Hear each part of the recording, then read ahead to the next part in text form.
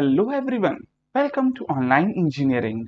इस particular session में हम लोग सॉल्व करने वाले हैं previous year engineering services exam में पूछे गए questions from the topic of soil properties.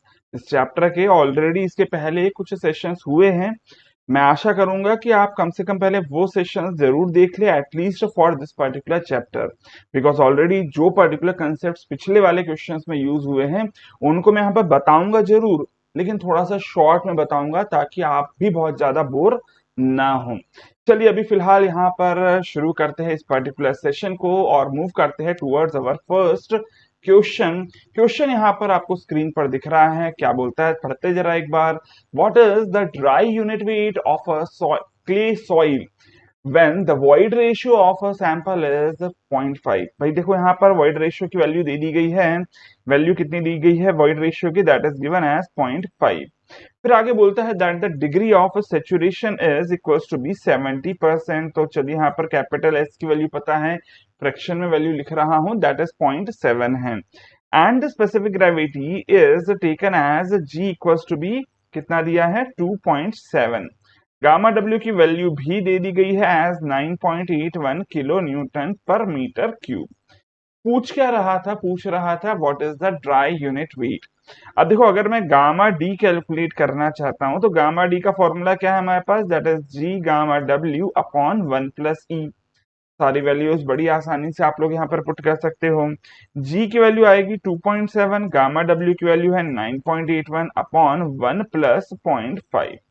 ठीक है, बट एक्चुअली जब आप गामा डी की वैल्यू कैलकुलेट करते हो तो ये वैल्यू आती है around 17.658 kilo newton per metre cube. अब ये एक्चुअली तो मैच ही नहीं कर रहा है हमारे ऑप्शंस में। देखो एक्चुअली इस क्वेश्चन को सॉल्व करने का, अब एग्जाम में अगर आप हो और एग्जाम में एक भी ऑप्शन मैच नहीं कर रहा हो तब क्या करना चाहिए। तो जो पूछा गया क्वेश्चन में है यहाँ पर वैल्यू, उससे रिलेटेड कुछ और वैल्यू चेक करके देख लो। हो सकता है कि क्वेश्चन गलत हो, लेकिन देखो ये गलत क्वेश्चन को क्लेम करा जाएगा और सबको मार्क्स टू ऑल दिया जाएगा।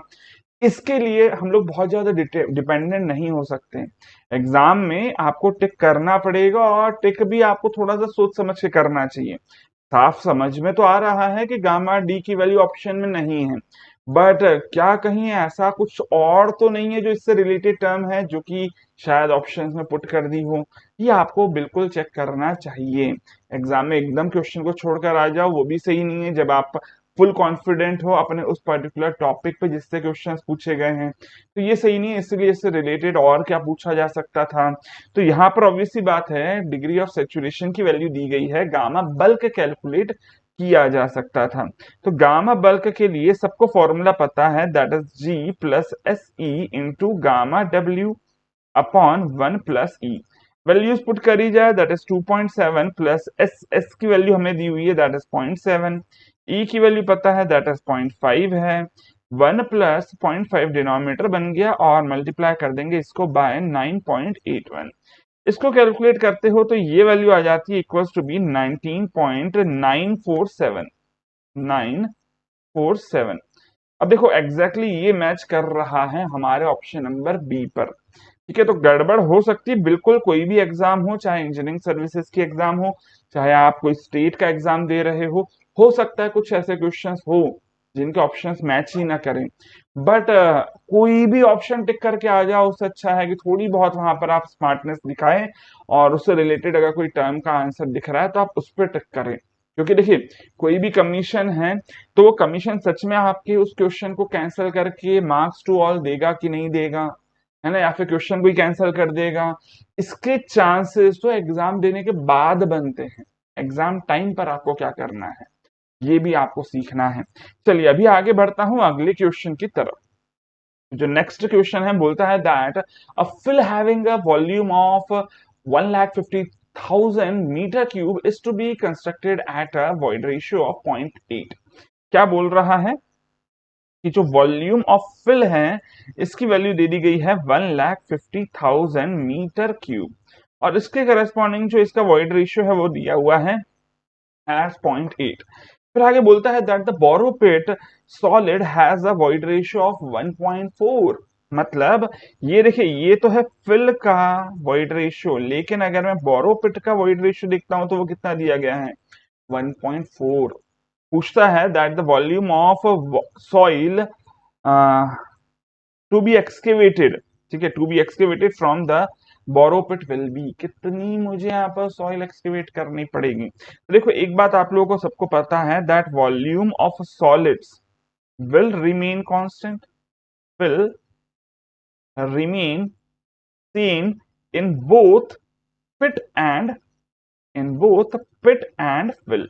भाई आप चाहे किसी भी पर्टिकुलर सॉइल को कितना भी फिल कर दो, बोरोपिट में चेक कर लो, ट्रांसपोर्ट कर रहे हो ट्रक के अंदर चेक कर लो, हमेशा ही सॉइल के जो सॉलिड्स है वो कांस्टेंट रहते हैं, है ना। सॉइल का वॉल्यूम चेंज हो सकता है, कॉम्पैक्शन हो गया तो वॉल्यूम कम हो जाएगा, अगर थोड़ा सा लूज हो गई सॉइल तो उसका वॉल्यूम बढ़ जाएगा, सॉइल का बढ़ सकता है, कम हो सकता है, सॉलिड्स का कम या ज्यादा नहीं हो सकता, वो कांस्टेंट ही रहता है। तो लेकिन अगर मैं अब यहाँ पर आपको पूछता हूं कि क्या आपके पास वॉल्यूम ऑफ सॉलिड्स कैलकुलेट करने के लिए कोई फॉर्मूला है, बिल्कुल सर, देखिए यहाँ पर वॉल्यूम ऑफ सॉइल होता है volume of solids plus volume of voids, yes और नो। मैं इसी को यहाँ से एक काम करता हूँ, वॉल्यूम ऑफ सॉलिड्स को कॉमन ले लेता हूँ, तो ये कुछ इस तरह का बच जाएगा अंदर, है ना, this is volume of soil. तो यहाँ से वॉल्यूम ऑफ सॉइल का फॉर्मूला मिल जाता है as volume of solids into 1 + E। अब क्योंकि वॉल्यूम ऑफ सॉलिड्स कांस्टेंट है तो मैं यहां पर से क्या बोल सकता हूं that the volume of solids in fill should be equals to be the volume of solids in the borrow pit, है ना। और वॉल्यूम ऑफ सॉलिड्स का फॉर्मूला क्या बन रहा है इधर से, that is volume of soil upon 1 + E, है ना। तो volume of soil in the fill कितना है, that is equals to be 1,50,000 upon 1 + E। E इसके करस्पॉन्डिंग वैल्यू कितनी दी गई है, 0.8 is equals to be volume of solids, volume of soil from borrow pit हमें कैलकुलेट करना है अपॉन 1 + E। E की वैल्यू पता है हम लोगों को 0.4 दी हुई है क्वेश्चन में। बड़ी आसानी से इस क्वेश्चन को सॉल्व कर सकते थे आप, यहाँ से volume of soil in the borrow pit calculate कर लेंगे and that will be nothing but that will be 2.4 divided by 1.8 into 1,50,000, ठीक है। इसको कैलकुलेट कर लेंगे, ये वैल्यू आ जाएगी equals to be 2,00,000 meter cube. बस सिंपल सा क्वेश्चन था, विदाउट कैलकुलेटर भी यहाँ पर इजीली सॉल्व किया जा सकता था। ऑप्शन दिख रहा है ऑप्शन नंबर बी में, जो कि करेक्ट है। आगे बढ़ते हैं नेक्स्ट क्वेश्चन की तरफ। तो जो अगला क्वेश्चन है 2016 का, बोलता है that the ratio of dry unit weight to the unit weight of water represents, क्या पूछ रहा है, gamma D upon gamma W क्या होता है, ये क्या होता है। देखो अगर मैं यहां पर बात करूं, ये जो gamma D upon gamma W है ना, आप लोगों ने जब एटरबर्ग लिमिट्स इंडेक्स प्रॉपर्टीज को पढ़ा था तो वहां पर आपने देखा होगा श्रिंकेज रेशियो को। अब श्रिंकेज रेशियो क्या होता था, V1 minus V D upon V D, चलिए यहाँ पर V1 माइनस V2 लिखना चाहिए वैसे तो, क्योंकि कोई भी पर्टिकुलर दो पॉइंट्स के बीच में श्रिंकेज हो सकता था, अपॉन W1 माइनस W2, ठीक है। लेकिन अगर मान लीजिए अप टू श्रिंकेज लिमिट ही यहाँ पर आपने सॉइल को ड्राई किया तो उस केस में क्या हो जाएगा, एक सुपर सेचुरेटेड स्टेट से सॉइल आपके श्रिंकेज लिमिट तक आपने क्या करा, श्रिंक कराया, ड्राई कराया। तो श्रिंकेज लिमिट पे जो भी यहाँ पर वॉल्यूम होगा वो क्या होगा, that will be equal to be the dry volume, है ना। इसलिए V2 की जगह मैंने लिख दिया है VD अपॉन अपॉन W1, लेकिन लास्ट वाला फाइनल यहाँ पर जो वाटर कंटेंट है उसको क्या बोलते हैं हम लोग, as the shrinkage limit. So WS लिख देता हूँ फॉर द श्रिंकेज लिमिट, ठीक है। वैसे आंसर मिल चुका है सबको यहाँ पर, अगर आप लोगों ने श्रिंकेज रेशियो के बारे में पढ़ा हुआ है तो आंसर मिल गया है, लेकिन फिर भी मुझे तो ऑब्वियस ही बात है ये आता कैसे, ये आपको समझाना है ना। तो अगर नहीं आता आपको कि सर ये श्रिंकेज रेशियो के बराबर कैसे हुआ है, तो इस पूरे सॉल्यूशन को ध्यान से देखिएगा। श्रिंकेज रेशियो का फॉर्मूला सबको याद है ना, लेकिन ये क्वेश्चन में जो पूछी गई वैल्यू है वो श्रिंकेज रेशियो को कैसे इंडिकेट कर रहा है ये भी आपको पता होना चाहिए, है ना। तो चलिए ये तो क्लियर है, बट इसी के अलावा अगर मैं एक सुपर सेचुरेटेड सैंपल का वाटर कंटेंट लिखना चाहता हूं in terms of shrinkage ratio, तो देखो श्रिंकेज लिमिट भी एक वाटर कंटेंट है और वो जस्ट सेचुरेट करने वाला वाटर कंटेंट है। अगर मैं एक सुपर सेचुरेटेड सॉइल वाला वाटर कंटेंट की बात करता हूँ, late us suppose that is W1, तो ऑब्वियस सी बात है वो सुपर सेचुरेटेड वाला जो वाटर कंटेंट होगा वो थोड़ा सा ज्यादा होगा। श्रिंकेज लिमिट चाहिए तो कुछ सब्ट्रैक्ट करना पड़ेगा। क्या सब्ट्रैक्ट कर दूं? जो भी एक्स्ट्रा वाटर है उसको सब्ट्रैक्ट कर दीजिए, है ना। तो एक्स्ट्रा वाटर का मास कैसे निकाला जाए? सुपर सैचुरेटेड सॉइल का वॉल्यूम माइनस ड्राई सॉइल का वॉल्यूम। ये एक्स्ट्रा वाटर का वॉल्यूम मिल गया। एक्स्ट्रा वाटर का मेरे को क्या चाहिए था? मुझे चाहिए था यहाँ पर वेट, तो मैं लिख देता हूं इंटू गामा डब्ल्यू। ये हो गया एक्स्ट्रा वाटर का weight, V1 minus V into gamma W upon, obvious सी बात है मैं वाटर कंटेंट की इक्वेशन लिख रहा हूं तो अपॉन मास ऑफ सॉलिड्स लिखना चाहिए या फिर वेट ऑफ सॉलिड्स लिख देना चाहिए। तो यहाँ पर मैं लिख देता हूँ वेट ऑफ सॉलिड्स। ठीक है, वैसे इसका फुल डेरिवेशन मैंने आप लोगों को थ्योरी क्लास में करवाया है ना, आप लोगों ने किया भी होगा। नहीं किया है तो बात अलग है, बट हाँ ऑब्वियसली बात अगर किया है तो ये रिकॉल हो जाएगा, है ना। तो रिकॉल करवाना ही एक्चुअली मेरा मेन यहाँ पर मोटिव है। तो आप ये बोल सकते हो कि सर यार थोड़ा सा आपने ऊपर ऊपर से बता दिया। भाई ऊपर ऊपर से इसलिए बता रहा हूँ क्योंकि मैं ये एज्यूम कर रहा हूँ कि आपने एटलीस्ट ये पढ़ा हुआ है श्रिंकेज रेशियो के बारे में, है ना, और ये फॉर्मूले का डेरिवेशन कभी ना कभी तो आपने देखा था। अब देखिए यहां से ही इसी को मैं लिखना चाहूं तो मैं क्या लिख सकता हूं? W1 minus W S is equals to be V1 minus V D into rho W, या फिर गामा डब्ल्यू लिख रहा था अभी फिलहाल वेट के टर्म्स में, अपॉन डब्ल्यू एस, है ना। डब्ल्यू एस क्या है? ये कैपिटल डब्ल्यू एस है तो इसको मैं लिख देता हूँ डब्ल्यू ऑफ सॉलिड्स। ठीक है, अदरवाइज आप श्रिंकेज लिमिट के साथ इसको कंफ्यूज कर देंगे। अब ये उठाकर आप चाहो तो यहाँ पर पुट कर दीजिए इस वाले फॉर्मूले। ठीक है, उठाकर पुट करते हैं यहाँ पर।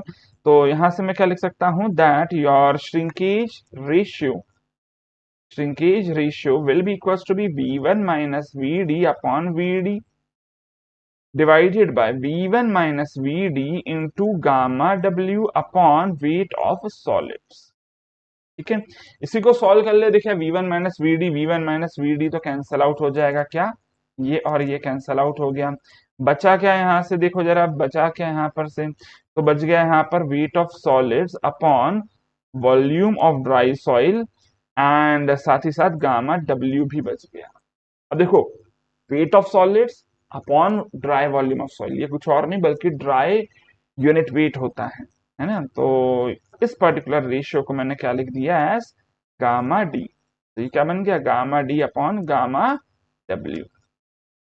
ठीक है, तो यहाँ पर एक्चुअली क्वेश्चन में जो फॉर्मूला पूछा गया था वो फॉर्मूला के डेरिवेशन में समझा सकता हूँ, हाँ, लेकिन ये इक्वेशन लिखने के लिए आपको क्या करना पड़ता है? आपको सॉइल के एक सुपर सैचुरेटेड स्टेट का डायग्राम बनाना होगा और आपको श्रिंकेज लिमिट वाला जो फेज डायग्राम है वो भी बनाना पड़ेगा, तब इसको आप ज्यादा अच्छे से समझ पाएंगे। ठीक है, चलिए आपके लिए बना ही देता हूं। आप लोगों को अगर दिक्कत हो तो सुपर सैचुरेटेड सॉइल वाला डायग्राम ये है एंड ये हो गया श्रिंकेज लिमिट वाला।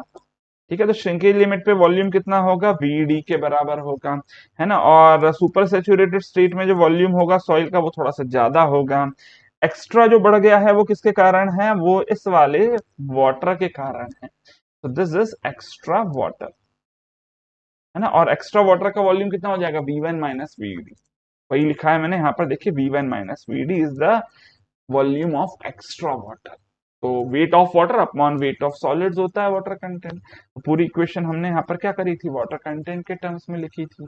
चलिए अभी फिलहाल आगे बढ़ता हूं मैं। यहाँ पर आंसर मिल चुका है आप लोगों को, shrinkage ratio, that is option number D. Next question देखते हैं, अगला क्वेश्चन क्या बोलता है? That the value of porosity of a soil sample in which the total volume of grains, total volume of soil grains, अच्छा ये grains होना चाहिए, वॉल्यूम ऑफ सॉइल ग्रेन्स मतलब volume of solids is equal to be the twice of volume of voids. ऐसा लिखकर दे दिया। पूछ क्या रहा है? पूछता है पोरोसिटी की वैल्यू क्या होगी। तो भैया पहले ये बताओ पोरोसिटी होता क्या है? Volume of voids upon volume of soil, yes और नो। तो अगर मैं यहाँ पर पूछता हूँ कि भैया इससे ये बताओ वॉल्यूम ऑफ सॉइल क्या होगा? Volume of voids plus volume of solids. तो इसको क्या लिख दूं, वॉल्यूम ऑफ वॉइड्स को वॉल्यूम ऑफ वॉइड्स ही लिख देता हूं, लेकिन सॉलिड्स को हम लिख सकता हूं twice of volume of voids.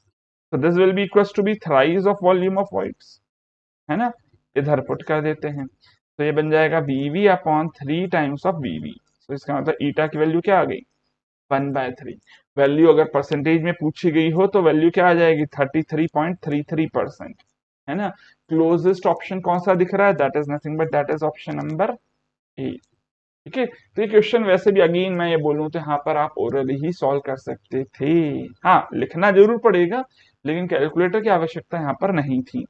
अगला क्वेश्चन देखते हैं, नेक्स्ट क्वेश्चन अगेन 2017 का है। क्या बोलता है, consider the following effects as indicative of complete saturation of a soil sample. पहला स्टेटमेंट बोलता है, इसके लिए बोल रहा है कंप्लीटली सैचुरेटेड सॉइल के लिए बोल रहा है। पहला स्टेटमेंट बोलता है pore water pressure is positive. अब देखो पोर वाटर प्रेशर होता क्या है, पोर वाटर प्रेशर होता क्या है, pore water pressure is nothing but that is the pressure exerted by water, pressure exerted by water present in pores, present in pores या फिर voids, यही होता है भैया। voids के अंदर जो प्रेजेंट वाटर है वो जो प्रेशर एक्सर्ट कर रहा है उसी को हम लोग पोर प्रेशर बोलते हैं। voids के अंदर अगर पानी प्रेजेंट है तब तो पोर प्रेशर होगा।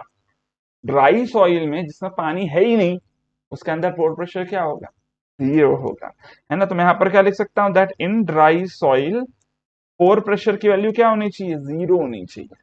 अच्छा सर, अगर मान लीजिए आपकी जो सॉइल है वो कंप्लीटली सेचुरेटेड है तो क्या होगा, सेचुरेटेड होने पर हमारी जो वाटर है, वाटर का वेट नीचे वाली लेयर ऑफ वाटर पे लगेगा, और उस केस में जो यहाँ पर पोर प्रेशर होता है वो कितना हो जाता है, gamma W into small H और हाइट ऑफ वाटर, है ना। अब देखो, एक्चुअली वेट के कारण जो भी यहाँ पर प्रेशर एक्सर्ट होगा वाटर पे वो नीचे की तरफ लगेगा, नीचे की तरफ लगेगा अगर वर्टिकली देखा जा रहा है तो। अब ये जो वर्टिकली नीचे की तरफ प्रेशर लगता है इसको क्या बोल देते हैं हम लोग, एज द पॉजिटिव प्रेशर। सो अगर डाउनवर्ड प्रेशर है तो उसको मैं क्या लिखता हूं, एज द पॉजिटिव प्रेशर। लेकिन अगर वाटर पे ऊपर की तरफ प्रेशर हो तो उसको क्या लिखा जाता है, नेगेटिव प्रेशर, है ना। तो अगर मान लीजिए यही प्रेशर नेगेटिव हुआ तो इसका क्या मतलब है कि वो प्रेशर अपवर्ड डायरेक्शन में एक्ट कर रहा है। अब सवाल ये है मेरा आप सभी से, क्वेश्चन को सॉल्व करना तो एक बात है, बट ये बताओ नेगेटिव पोर प्रेशर कहाँ देखने को मिलता है ना। क्योंकि अगर आप क्वेश्चन ही सॉल्व कर रहे हो दैट मीन्स आप अभी रिवीजन वाले मोड पर हो, क्वेश्चन सॉल्व करते टाइम भी रिवीजन ही होता है ना। ये बताओ फटाफट, पोर प्रेशर नेगेटिव कब होता है, कौन सी कंडीशन, पानी पे जब अपवर्ड प्रेशर लग रहा हो।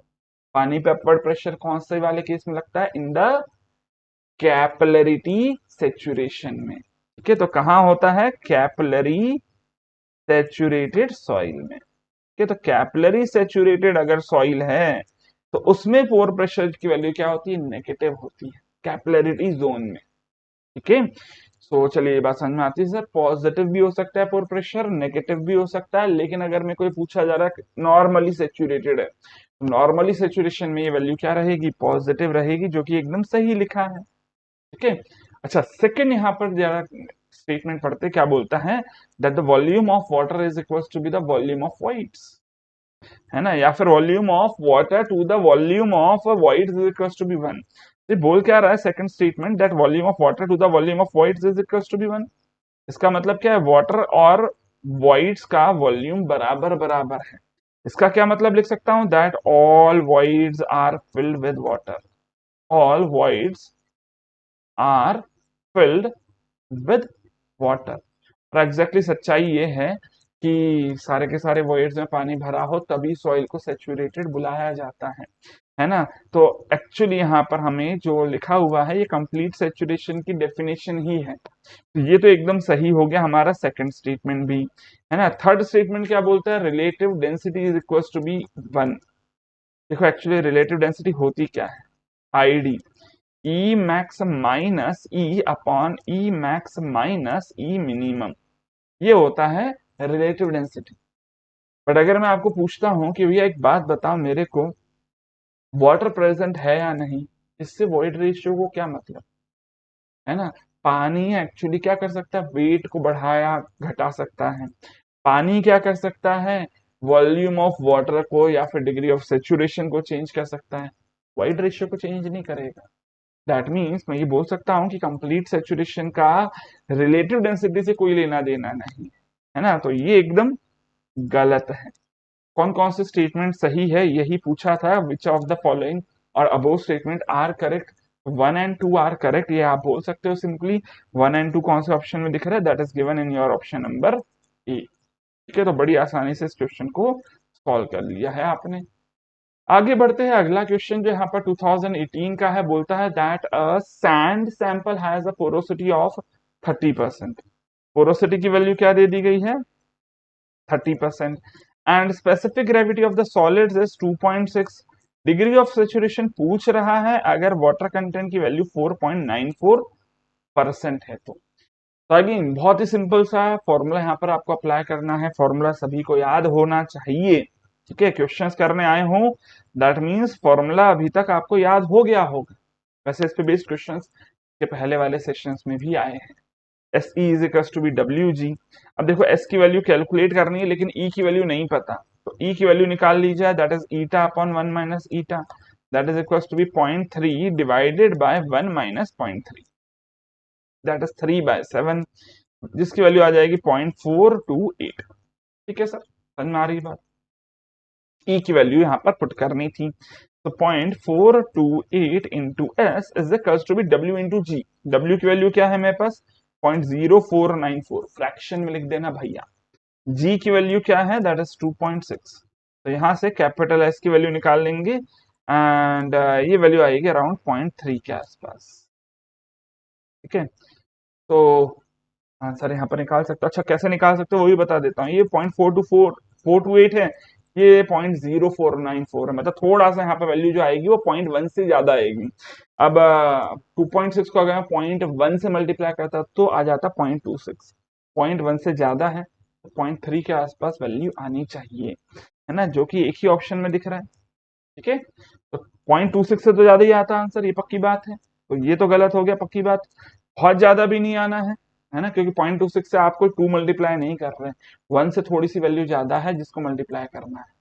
ठीक है, चलिए अभी फिलहाल आगे बढ़ते हैं नेक्स्ट क्वेश्चन की तरफ। अगला क्वेश्चन देखते हैं यहाँ पर 2018 का है, what will be the unit weight of a fully saturated soil sample. क्या पूछ रहा है, गामा सेचुरेटेड पूछ रहा है। ठीक है, अच्छा और साथ में क्या दिया है, वाटर कंटेंट दिया है as equals to be 38% and grain की स्पेसिफिक ग्रेविटी दे दी गई है 2.65%। ठीक है, तो यहाँ पर अब ऑब्वियस सी बात है आपको गामा सेट निकालना है, लेकिन गामा सेट का फॉर्मूला पता होना चाहिए, G plus E into gamma W upon 1 plus E. अब देखो क्वेश्चन में जी की वैल्यू दी हुई है, ये रही 2.65, गामा डब्ल्यू की वैल्यू चलो आप खुद से ले लोगे 9.81, ई की वैल्यू नहीं पता, पहले क्या करोगे, ई की वैल्यू कैलकुलेट करोगे। फॉर्मूला क्या लगाऊं, S E is equals to be W G. देखो कंप्लीटली सेचुरेटेड बोला है, इसका मतलब मैं क्या बोल सकता हूँ, एस की वैल्यू 1, एस की वैल्यू 1, ई की वैल्यू निकालनी है, वाटर कंटेंट की वैल्यू 38% थी, जी की वैल्यू 2.65 था। ठीक है, तो इसको कैलकुलेट करेंगे यहाँ से एंड ये आ जाएगा अराउंड 1.007, ई की वैल्यू आ गई, है ना। अब रही बात कि सर ई की वैल्यू को आप पुट कर दीजिए फॉर्मूले में गामा सेट का। फॉर्मूला खैर मैंने ऊपर लिख दिया, वैल्यूज डायरेक्टली पुट कर रहा हूं, 2.65 plus 1.007 into gamma W, gamma W की वैल्यू 9.81 है, अपॉन 1 प्लस 1.007। ठीक है, सो इसको सॉल्व कर लेंगे, ये आ जाएगा 3.657 के इंटू 9.81 डिवाइडेड बाय 2.007। ठीक है, तो इसको अगर आप लोग यहाँ पर अप्रोक्सीमेटली सॉल्व करेंगे तो ये वैल्यू क्या आ जाएगी, 1.8 इंटू 9.81। ठीक है, अब 1.8 इंटू 9.81, देखो 9.81 को मैं अप्रोक्सीमेटली 10 मान लेता हूँ, है ना, अप्रोक्सीमेटली बोल रहा हूँ। देखो वैसे ये 1.81 आएगा, है ना, तो इसको आप मान लेते हैं यहाँ पर कि ये थोड़ा सा 18 से कम आएगा, जो टोटल प्रोडक्ट है वो 18 से थोड़ा सा कम आएगा, क्योंकि 9.81 है, 10 नहीं है। ठीक है, 18 से थोड़ा सा कम, 18 से थोड़ा सा कम एक ही ऑप्शन है, दैट इज ऑप्शन नंबर तो विदाउट कैलकुलेटर कैसे सॉल्व करना है, अप्रोक्सीमेशन का कैसे यूज करना है। अप्रोक्सीमेशन का मतलब ये नहीं होता कि भैया आंख बंद करके कुछ भी तुक्का मार दिया, नहीं। अप्रोक्सीमेशन का मतलब ये होता है कि आसपास में कौन सी वैल्यू आ रही है, थोड़ा सा राउंडिंग ऑफ करना सीख लो। ये राउंडिंग ऑफ करके एक चैप्टर होता था आपका स्कूल लेवल में मैथमेटिक्स में, पढ़ा होगा तो अच्छी बात है ना। चलिए खैर, अभी फिलहाल यहाँ पर एग्जैक्टली बता देता हूँ, 7.878 kilo newton per metre cube answer आ जाएगा आपका, that is option number B. आगे बढ़ते हैं, अगला क्वेश्चन जो है यहाँ पर क्या बोलता है 2018 का, that how many cubic metres of soil having void ratio of 0.7, volume of soil पूछा जा रहा है, ठीक है, can be made from 30 metre cube of soil. अच्छा, ये है दूसरा स्टेट, है ना, ये है आपका स्टेट 1 ऑफ द सॉइल, और ये है आपका स्टेट 2 ऑफ द सॉइल। मतलब आपने क्या करा होगा, सॉइल को हो सकता है कॉम्पैक्ट किया, हो सकता है लूज किया हो, है ना, लेकिन इस स्टेट के लिए वॉइड रेशियो की वैल्यू क्या है, 1.2। अब देखो, अगेन वही वाली बात यार, कोई जरूरी नहीं है बोरोपेट या फिर फिल मटेरियल या फिर इम्बैंकमेंट वगैरह लिखा ही जाए।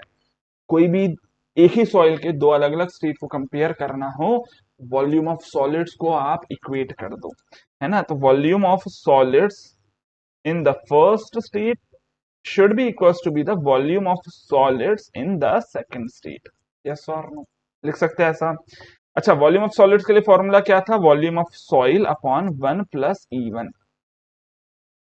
ठीक है, and volume of soil in the second state upon 1 plus E2, values put कर दो, बस काम खत्म हो जाएगा आपका, है ना। तो क्या लिख दो यहाँ पर, दैट देखिए, सबसे पहला वॉल्यूम ऑफ सॉइल कैलकुलेट करना है फॉर 0.7, तो 1 प्लस 0.7 नीचे लिख रहा हूं, एंड 30 डिवाइडेड बाय 1 प्लस 1.2 इधर लिख देता हूं, इसी को सॉल्व कर लीजिए। तो वॉल्यूम ऑफ सॉइल क्या आ जाएगा, that is equal to be और 1.7 डिवाइडेड बाय 2.2 इनटू 30, ठीक है।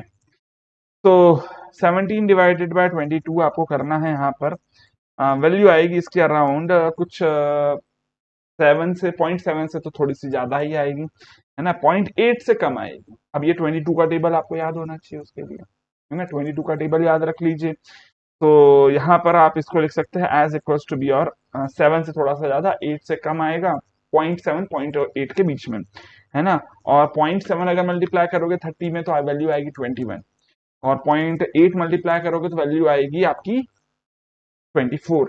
तो 23, 21 और 24 के बीच में यहाँ पर चेक कर लो वैल्यू कौन सी है, दैट इज 23.2, ठीक है। तो इस तरह से ही क्वेश्चंस को सॉल्व करना है। देखो ईएसई या फिर आपके एईजेई के जो एग्जाम्स होते हैं उनमें यार कैलकुलेटर नहीं दिया जाता, सबसे बड़ी गलती है, सबसे बड़ी दिक्कत है स्टूडेंट्स की, सर अगर इस तरह के न्यूमेरिकल आ गए एग्जाम में तो दिक्कत हो जाएगी। अब देखो एई की एग्जाम में तो थोड़े बहुत न्यूमेरिकल होते हैं, जेई में ना के बराबर न्यूमेरिकल्स होते हैं, लेकिन ईएसई की एग्जाम है तो उसमें न्यूमेरिकल्स होते हैं, दिख रहे सामने, और उसमें कैलकुलेटर नहीं दिया गया, सबसे बड़ी दिक्कत तो ये है। तो ईएससी की एग्जाम को सॉल्व करना है, अगर अपियर करना है तो ये अप्रोक्सीमेशंस, ओरल कैलकुलेशंस करना आपको आना चाहिए, ठीक है। चलिए अभी फिलहाल आगे बढ़ता हूँ नेक्स्ट क्वेश्चन की तरफ। तो जो अगला क्वेश्चन है उसको पढ़ते हैं।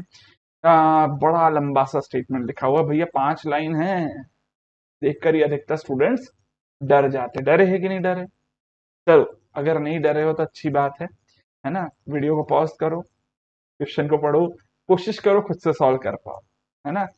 ऐसे मुझे पता है ज्यादा स्टूडेंट्स पॉज नहीं करेंगे, करके देखते सॉल्व यार, क्यों डरना। पढ़ते जरा क्वेश्चन क्या बोलता है, that sample of dry soil is located with a thin layer of paraffin. भाई मैंने क्या करा, एक ड्राई सॉइल लिया और ड्राई सॉइल के ऊपर मैंने यहाँ पर एक पैराफिन की लेयर लगा दी, ठीक है, पैराफिन की लेयर लगा दी। तो late us suppose that this is the layer of paraffin, ठीक है, और ऑब्वियसली बात है अंदर प्रेजेंट है ये ड्राई सॉइल, ठीक है। चलिए समझ में आ गई बात। अब ये जो पर्टिकुलर हमारी बॉल बनी है इसका टोटल वेट कितना है, total weight of this soil plus wax, total weight कितना है, दैट इज गिवन एज 460 ग्राम, ये लिखा है 460 ग्राम। फिर अब आगे देखो जरा क्या बोलता है, it displaces 300 centimetre cube of water. भाई अगर कोई बॉल वाटर को डिस्प्लेस कर रही है तो वो कितने वाटर को डिस्प्लेस करेगी, जितना उसका खुद का वॉल्यूम है। इसका मतलब मैं क्या बोल सकता हूँ, volume of this soil plus volume of wax कितना है, 300 सेंटीमीटर क्यूब। फिर आगे क्या बोलता है, that the paraffin is peeled off and its mass was found to be 9 gram. Okay, what is the weight of wax. Weight नहीं होना चाहिए था, मास लिख लेना चाहिए था अपने को, बट आई होप शायद इतनी बातें क्लियर है, समझ में आती है। 9 gram. If the specific gravity of the soil solids is 2.65 and paraffin is 0.9, paraffin मतलब वैक्स है ना, so what is the gamma of wax, that will be equals to be G of wax into gamma W. ठीक है ना, अब मैं यहाँ पर डेंसिटी के टर्म्स में लिख देता हूं, so that will be equals to be 0.9 into 1 gram per cc is the density of water। तो ये हो गया 0.9 gram per cc। so what will be the volume of wax, that will be equals to be 9 gram divided by 0.9 gram per cc। तो इसको solve करेंगे, 10 centimetre cube आ गया volume of wax. तो मैं यहां से क्या बोल सकता हूं, ये रहा मेरे पास total volume. So what will be the volume of soil, that will be equals to be 300 minus volume of wax। और वॉल्यूम ऑफ वैक्स कितना है मेरे पास, 10 cc। तो ये वैल्यू आ गई मेरे पास as equals to be 290 cc। Okay, in the same way what is the weight of soil, that will be nothing but that will be 460 minus weight of wax, है ना। so 460 minus what is the weight of wax, that is 9 gram, so that is 451 ग्राम। पक्का समझ में आ रही बात। अच्छा, आगे देखो जरा, क्वेश्चन है पूछ क्या रहा है, वॉइड रेशियो पूछ रहा है। वॉइड रेशियो का मतलब क्या है, ई। ई का मतलब volume of voids upon volume of solids पूछ रहा है ना। तो क्या अभी तक कुछ भी ऐसा तरीका मिला है आपको जिससे आप वॉल्यूम ऑफ सॉलिड्स निकाल पाओ। देखो मेरे पास ये 451 जो ग्राम है ना, ये ड्राई सॉइल है। इसका मतलब ये क्या है, this is nothing but this is the weight of solids. Yes और नो। तो क्या मेरे को आप ये बता सकते हो that what will be the volume of solids. बिल्कुल सर, फॉर्मूला क्या होता है, weight upon density of the solids, है ना। अच्छा वेट नहीं है, मास है, तो नीचे भी डेंसिटी लिखनी चाहिए थी अपने को। सो मास कितना है यहाँ पर सॉलिड्स का, 451 gram. What will be the density of solids, sir density of solids will be equals to be 2.65 gram per cc. समझ में आ रही है, 2.65 ग्राम पर सीसी। देखो ये एक्चुअली 2.65 है ना, तो थोड़ा सा हमारा 3 से भी अगर मैं डिवाइड करता 450 को तो ये 150 आता है ना, और 2 से डिवाइड करता तो ये 220 आता, 225 आता है एग्जैक्टली। तो 225 और 150 के बीच में आनी चाहिए वैल्यू। ठीक है, 225 और 150 के बीच में आनी चाहिए वैल्यू। इतनी बात तो समझ में आती है, और क्योंकि ये 3 के ज्यादा पास है, इसका मतलब 150 के ज्यादा पास वैल्यू आनी चाहिए, है ना। यही छोटे छोटे से जो अप्रोक्सीमेशन है ना, यही आप लोगों को करने हैं, and that will be around 170 CC. ठीक है, जो एग्जैक्टली आ जाएगा वो 170 सीसी आ जाएगा। टाइम लगेगा थोड़ा कैलकुलेट करने में, लेकिन हाँ अप्रोक्सीमेशन आप जरूर यहाँ पर भी थोड़ा बहुत कर सकते हो। आगे बढ़ते हैं। नेक्स्ट, वॉल्यूम ऑफ सॉलिड्स मिल गया है, लेकिन वॉल्यूम ऑफ वॉइड्स बचा है। वॉल्यूम ऑफ वॉइड्स क्या होता है sir, that is nothing but that is volume of soil minus volume of solids. Volume of soil मेरे को ऑलरेडी पता है कितना है, that is 290। Volume of solids मेरे को पता चल गया है, वो है 170। दोनों को सब्ट्रैक्ट कर लीजिए, ये वैल्यू आ जाएगी 120 सीसी। पूछा क्या गया था, ई की value, that is volume of voids upon volume of solids. Voids कितने हैं 120, सॉलिड्स कितने हैं 170। ठीक है, 12/70 कर लोगे, 2/3 के अप्रोक्सीमेटली आएगा, 6 से डिवाइड कर देना, है ना। लेकिन 2/3 की वैल्यू कितनी होती है 0.67, उससे थोड़ा सा ज्यादा है। ज्यादा क्यों बोल रहा हूँ, क्योंकि सर 2/3 नहीं है एग्जैक्टली, ये नीचे 3 नहीं है, 3 से थोड़ा सा कम है वैल्यू, है ना। तो 0.67 से थोड़ा सा ज्यादा, मतलब 0.7 के आसपास आएगा। ठीक है, 0.7 that is given in your option number B. ठीक है, समझ में आ रही बात है। चलिए यहाँ पर देखो, मेन इंपॉर्टेंट बात मुझे सबको पता है यार, ये क्वेश्चंस को सॉल्व करना आसान है, है ना। अगर आप लोगों ने प्रॉपर प्रैक्टिस करी है तो क्वेश्चंस को कर सकते हो आप लोग सॉल्व, ऐसा नहीं है। लेकिन यार दिक्कत आती है कि विदाउट कैलकुलेटर कैसे करना। ठीक है, वो भी मैं जहां तक हो सकता है आपको विदाउट कैलकुलेटर सॉल्व करना समझा रहा हूँ। कोशिश करना समझ पाओ मेरे साथ साथ। बाकी ऑब्वियसली बात है क्वेश्चन का सॉल्यूशन तो पक्का है, समझ में आना ही है। अगला क्वेश्चन देखते हैं 2019 का। The property of clay by virtue of which they regain if left alone for a time a part of a strength lost due to remolding। मतलब देखो जैसे जैसे टाइम बीतता है वैसे वैसे क्या होता है, अगर आपने सॉइल को मोल्ड कर दिया है तो जैसे आप सॉइल को मोल्ड करते हो उसकी शीयर स्ट्रेंथ क्या होती है, थोड़ा सा कम हो जाती है। जनरल बात हो रही है। तो आपने जैसे ही मोल्ड करा तो वैसे ही सॉइल की शीयर स्ट्रेंथ क्या हो जाएगी, कम हो जाएगी। लेकिन धीरे धीरे विद रिस्पेक्ट टू टाइम क्या होगा, जो पार्टिकल्स एक दूसरे के पास हैं, जरूर उनको रीअरेंज कर दिया गया था ड्यूरिंग रीमोल्डिंग, लेकिन आफ्टर रीमोल्डिंग धीरे धीरे वो आस पड़ोस वाले पार्टिकल्स के साथ भी बॉन्ड बनाना शुरू करेंगे। उन पर वेट एक्ट कर रहा होगा तो इस तरह से रीअरेंज करेंगे कि उनमें जो वहां पर इंटरलॉकिंग है वो भी डेवलप हो जाए। फ्रिक्शन है, फ्रिक्शन भी धीरे धीरे बढ़ जाएगा क्योंकि कांटेक्ट बढ़ता चला जाएगा धीरे धीरे, विद रिस्पेक्ट टू टाइम बढ़ेगा ये। और अगर इस सब के कारण मैं चेक करूं तो शीयर स्ट्रेंथ ऑफ सॉइल बढ़ती है। तो अगर शीयर स्ट्रेंथ ऑफ सॉइल बढ़ रही है तो धीरे धीरे इंक्रीज होगी।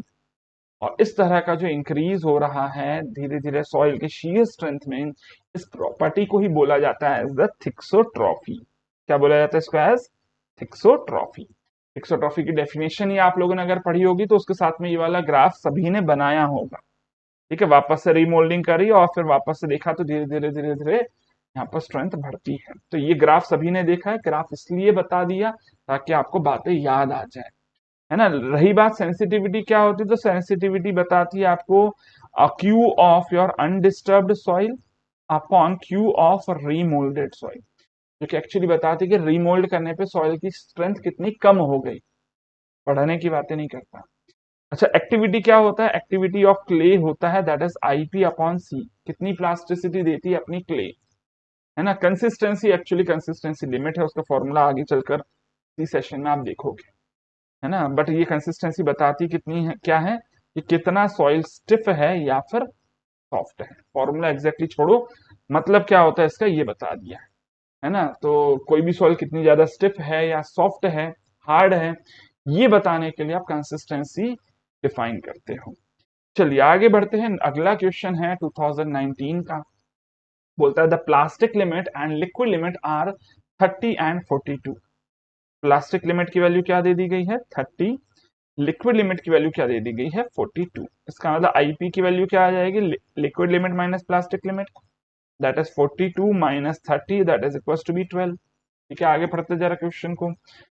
The percentage volume change from liquid limit to dry state is 35%। मतलब क्या बोल रहा है कि जो वॉल्यूम एट लिक्विड लिमिट है ना वो क्या 35% ज्यादा है as compare to the dry state. तो 35% ज्यादा मतलब 0.35 लिख दूं, तो इसको क्या लिख दूं 1.35 टाइम्स ऑफ वीडी। कोई दिक्कत समझ में आ रही है, लिखा हुआ है ना 35% ऑफ द ड्राई वॉल्यूम, मतलब 35% कम हो गया ना। मतलब पहले कितना था, 35% ज्यादा होगा वॉल्यूम। आगे देखते हैं। Similarly the percentage volume from plastic limit to the dry state is 22%। What is the volume at plastic limit? That is dry volume plus 22% of dry.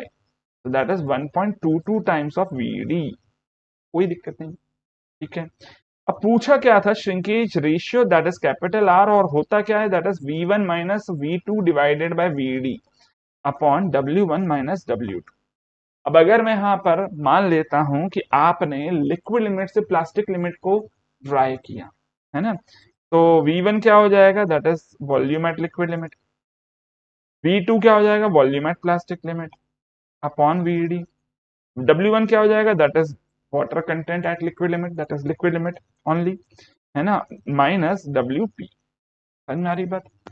Values put कर देते हैं। VLL volume at liquid limit क्या लिखूं, 1.35 times of VD, ठीक है, minus 1.22 times of VD, ये दिख रहा है, divided by VD divided by WL। WL को क्या लिखूं, दैट इज 42 माइनस 30, ठीक है, तो अब इसको इजीली सॉल्व कर सकते हो। देखो 1.35 माइनस 1.22 आ जाएगा 0.13। 0.13 वीडी वीडी कैंसल आउट हो जाएगा, तो 0.13 डिवाइडेड बाय 12। ऑब्वियस सी बात है सर, मल्टीप्लाई जरूर कर देना 100 से, क्योंकि यहाँ पर वैल्यूज इतनी फ्रैक्शन में भी नहीं चाहिए। तो इसको 100 से अगर मैं मल्टीप्लाई करता हूँ तो 13/12 आएगा।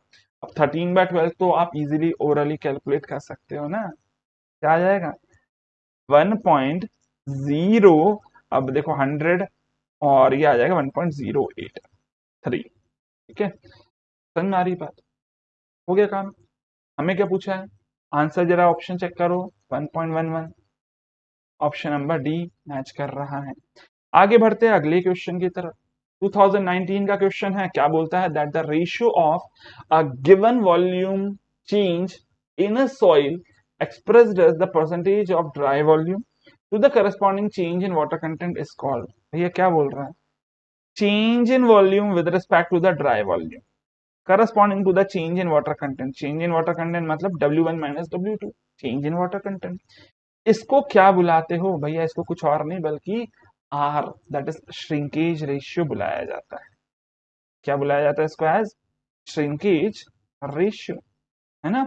सो that is given in your option number C. हो गया क्वेश्चन बड़ी आसानी से सॉल्व। देखो इस तरह के क्वेश्चंस भी होते हैं एग्जाम में, सारे क्वेश्चंस में कैलकुलेशन करना पड़े कोई जरूरी नहीं है। ये तो एक्चुअली आप अभी सॉइल मैकेनिक्स के क्वेश्चंस कर रहे हो, जिनमें एक्चुअली थोड़े बहुत न्यूमेरिकल्स है, और भी दूसरे सब्जेक्ट्स उनमें न्यूमेरिकल्स कम आते हैं। कुछ ऐसे क्वेश्चन, कुछ ऐसे सब्जेक्ट्स हैं जिनमें न्यूमेरिकल्स ज्यादा है ना।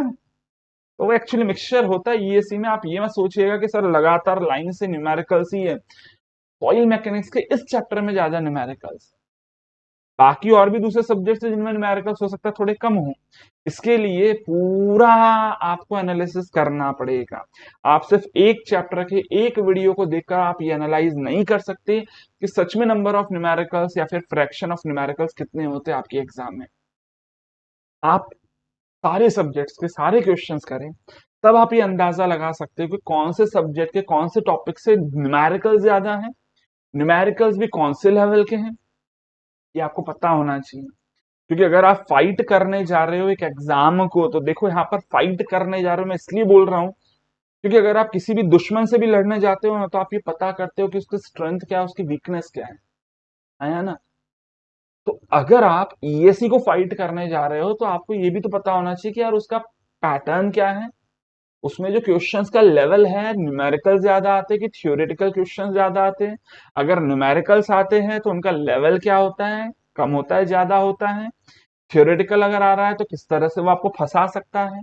कि दुश्मन के बारे में पता ही नहीं किया और बस हथियार उठाया और चल दिए, ये सी बात है, चांसेस बढ़ जाएंगे आपके एग्जाम में फेल होने के। और यही सबसे बड़ा रीजन है कि अधिकतर स्टूडेंट्स तैयारी तो करते हैं, कोचिंग अटेंड तो करते हैं, लेकिन वो ये देखते ही नहीं है कि क्या उन्होंने प्रीवियस ईयर क्वेश्चंस को चेक करा, क्या उन्होंने अपने दुश्मन के पैटर्न को प्रेडिक्ट किया, है ना।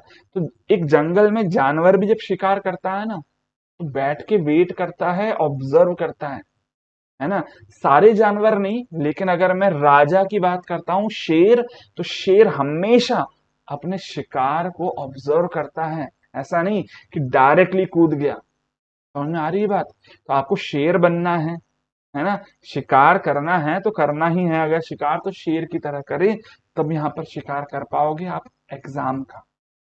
ठीक है, तो आई होप शायद बात समझ में आ रही है, और इससे आपको ये भी समझ में आ रहा होगा what is the importance of solving previous year question.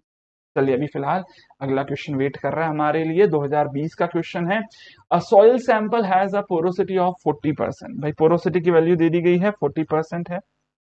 Specific gravity of the solids is 2.7 and the soil is 50% saturated, है ना। तो पूछ रहा है यूनिट वेट की वैल्यू क्या हो। देखो यूनिट वेट का फॉर्मूला आप सबको पता है, G plus S E into gamma W upon 1 plus ई।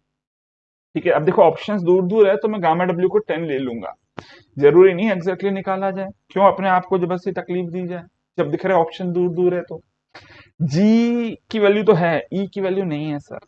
ई की वैल्यू क्या होती है, ईटा upon 1 minus eta, that is 0.4 divided by 1 minus 0.4।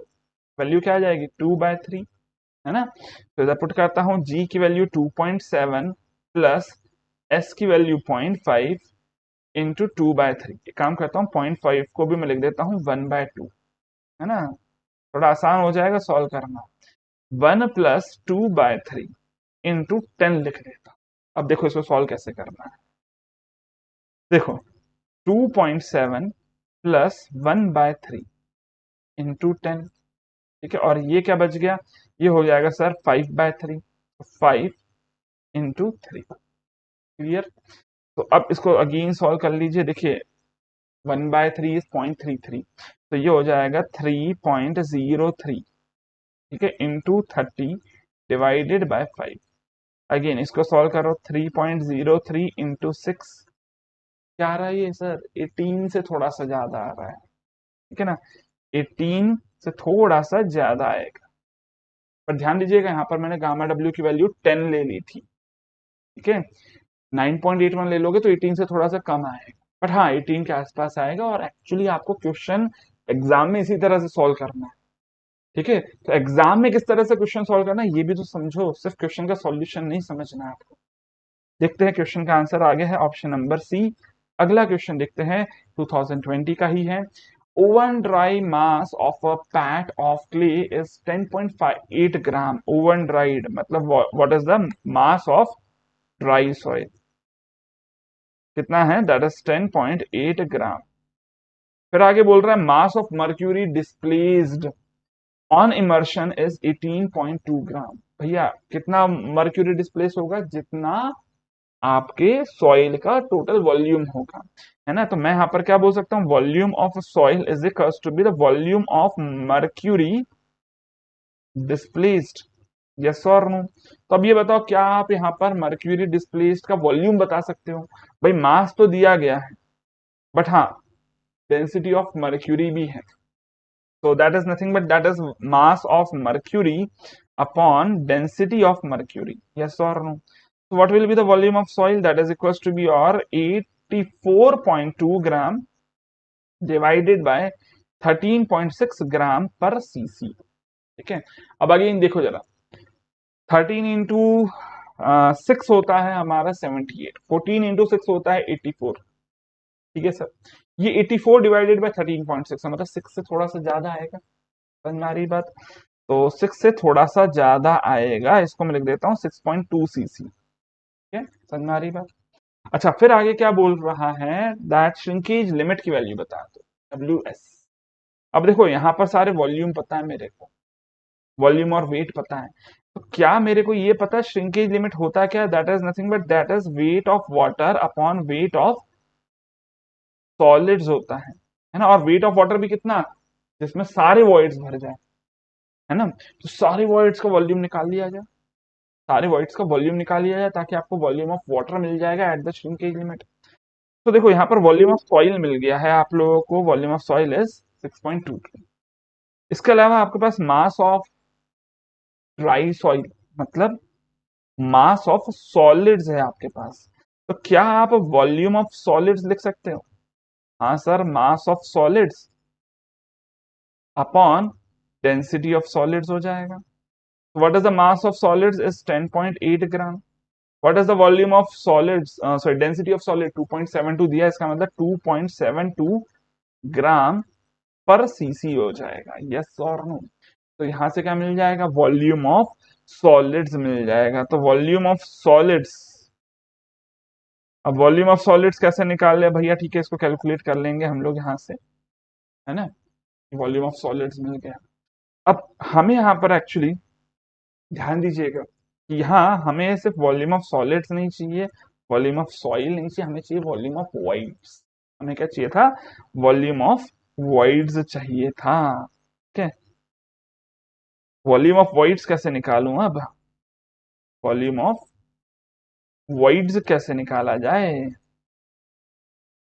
That is equals to be your 6.2 minus 10.8 divided by 2.72, ठीक है ना।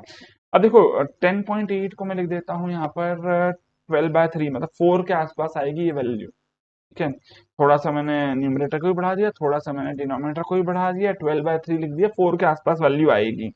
तो जो यहाँ पर 4 सब्ट्रैक्ट कर लूंगा तो वैल्यू क्या आ जाएगी, 2.2 सीसी। देखो मैं एग्जैक्टली कैलकुलेशन नहीं कर रहा हूँ, आप स्टेप्स को समझिएगा। एग्जैक्टली वैल्यूज इसलिए नहीं लिख रहा हूँ ताकि अदरवाइज आप ये बोलोगे यार सर आपने तो कैलकुलेटर लेके सॉल्व कर दिया, हमें तो एग्जाम में विदाउट कैलकुलेटर सॉल्व करना होता है। आप अप्रोक्सीमेशन करो ना जैसे मैं कर रहा हूँ, इसलिए मैं भी आंसर अप्रोक्सीमेटेड ही लिख रहा हूँ भाई। तो तुम ये मत बोल देना अरे यार नहीं सर एग्जैक्टली आंसर ही आता है। भाई विदाउट कैलकुलेटर करो ना, फिर बताओ एग्जैक्टली आंसर क्या आता है। इतना ही अगर स्मार्ट है तो, क्योंकि एग्जाम में कैलकुलेटर नहीं है। ठीक है, कैलकुलेटर यूज करके तो मैं भी आंसर सही बता दूंगा एग्जैक्ट। चलो खैर अभी आगे बढ़ते हैं है ना।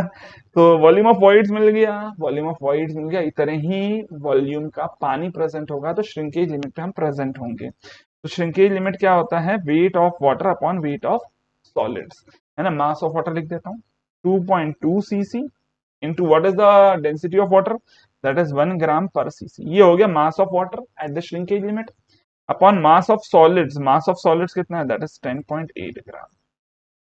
हमारी बात 10.8 सॉरी 2.2 डिवाइडेड बाय 10.8, ऑब्वियसली बात है सर ये आएगा 20% के आसपास। ठीक है, 20% के आसपास मतलब 0.20 लेट अस सपोज 9 आएगा, मतलब 21% आ जाएगा आंसर। अप्रोक्सीमेटली निकाला मैंने विदाउट यूजिंग कैलकुलेटर। चेक कर लेना एग्जैक्टली मैच करता है क्या क्वेश्चन। ठीक है, 21%, that is option number D. Next question देखते हैं, 2020 का क्वेश्चन है that the suitability number of a backfill. Suitability number actually जब बैकफिल वाला चैप्टर पढ़ते हो अर्थ प्रेशर वाला, उसमें बैकफिल के डिजाइनिंग में आप सुटेबिलिटी फैक्टर पढ़ते हो। बट अगर आपने ना भी पढ़ा हो तो कोई दिक्कत नहीं है, घबराने की जरूरत नहीं है, मैं आपको सुटेबिलिटी नंबर का फॉर्मूला बता देता हूँ।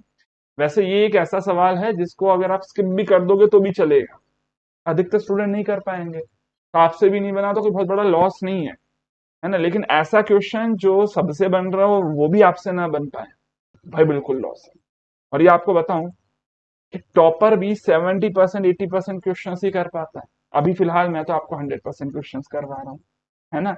हाँ बिल्कुल, यहाँ पर से जो 100% क्वेश्चन है उनमें से 5-10% ऐसे क्वेश्चन होंगे जिसमें कुछ बहुत ही एकदम नया कंसेप्ट हो। लेकिन फिर भी मान लीजिए 90 से 95% क्वेश्चन ऐसे होंगे जिनका कंसेप्ट आपने पढ़ा हुआ है। ये फॉर्मूला आपने ना याद किया हो कोई दिक्कत नहीं है, आप इसको 5% वो क्वेश्चंस में काउंट कर लो जो कि नहीं हो पाएंगे सॉल्व, वो भी कोई दिक्कत नहीं, 95% तो होने चाहिए ना। 95% में बेटा टॉपर बन जाओगे आप। ठीक है, जाकर चेक करो एक बार कट ऑफ एग्जाम्स का। तो फॉर्मूला क्या है, that is 1.7 into under root of 3/d50 square plus 2/d20 square plus 1/d10 square. क्या सारी वैल्यूज दी गई है हम लोगों क्वेश्चन में, बट वैल्यूज छोड़ो, फॉर्मूला पता भी होता ना तो भी इस क्वेश्चन को सॉल्व करना मुश्किल था, क्योंकि कैलकुलेशन बड़ी टफ है इसमें। देखो जरा, 1/1 स्क्वायर प्लस 1/0.5 स्क्वायर प्लस 1/008 का square.